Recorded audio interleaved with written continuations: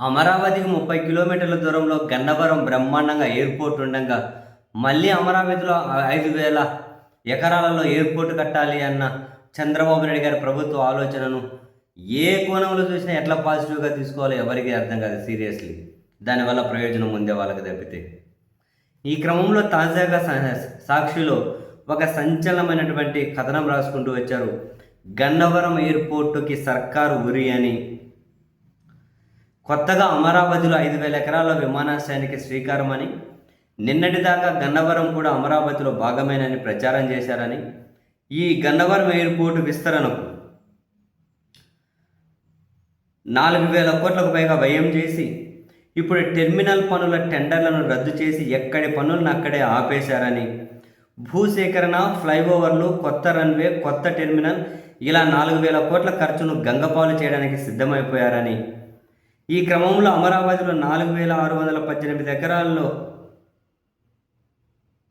విమానాశ్రయం కట్టడానికి సిద్ధపడుతూ ఉన్నారు అని, విజయవాడకు 20 కిలోమీటర్ల దూరంలో జాతీయ రహదారి పక్కనే గన్నవరం విమానాశ్రయం ఉందని, పశ్చిమ బైపాస్ మీదుగా 30 నిమిషాల్లోనే రాజధానికి చేరుకునే అవకాశం ఉందని, అయినా అమరావతికి దూరం అంటూ ఎయిర్పోర్ట్ను గన్నవరం నుంచి అమరావతికి తరలించేస్తున్నారని, రాజధానిలో రియల్ ఎస్టేట్ వ్యాపారం కోసం ఇప్పుడు ప్లేట్ ఫిరాయిస్తున్నారని, కొత్త ఎయిర్పోర్ట్ రాకతో గన్నవరం ఎయిర్పోర్ట్ మూసివేత తప్పదు అని, కొత్త విమానాశ్రయం కోసం ఏకంగా 4,618 ఎకరాల సేకరణ అని రాసుకుంటూ వచ్చారు.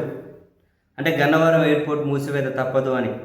దీనివల్ల ప్రాభవం అంటే మొత్తం మీద విజయవాడ ఒక ప్రాభవం కోల్పోతుంది అని మేధావులు కూడా ఆందోళన వ్యక్తం చేస్తున్నారని, విశాఖ తర్వాత రాష్ట్రానికి ప్రధాన నగరంగా వెలుగొందుతున్న విజయవాడ ఇకపై అనామకంగా మిగిలిపోయే విధంగా ప్రభుత్వ చర్యలు ఉన్నాయని చెప్పి విజయవాడ ప్రజానీకం కూడా ఆందోళన వ్యక్తం చేస్తున్నారని చాలా కథనం రాసుకుంటూ వచ్చారు. ఫైనల్గా గన్నవరం ఎయిర్పోర్ట్ను మూసేస్తారు అన్నది ఈ కథనం ఉద్దేశం. దీని మీద ప్రభుత్వం స్పందిస్తుందా? స్పందిస్తే ఏమని స్పందించాలి? మూసివేయము అంటారు.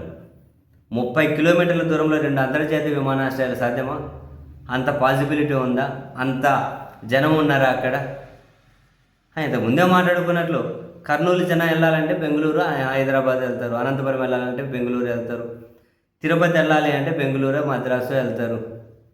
తిరుపతి, చిత్తూరు, మదనపల్లి వెళ్ళాలంటే శ్రీకాకుళం, విజయనగరం, విశాఖపట్నం వెళ్తారు. ఇంక ఇప్పుడు అమరావతిలో అంతగానం కడితే అక్కడే ఎయిర్పోర్టు, గన్నవరంలో ఎయిర్పోర్టు, అసలు ఎంత డబ్బు దుబారా నిజంగా.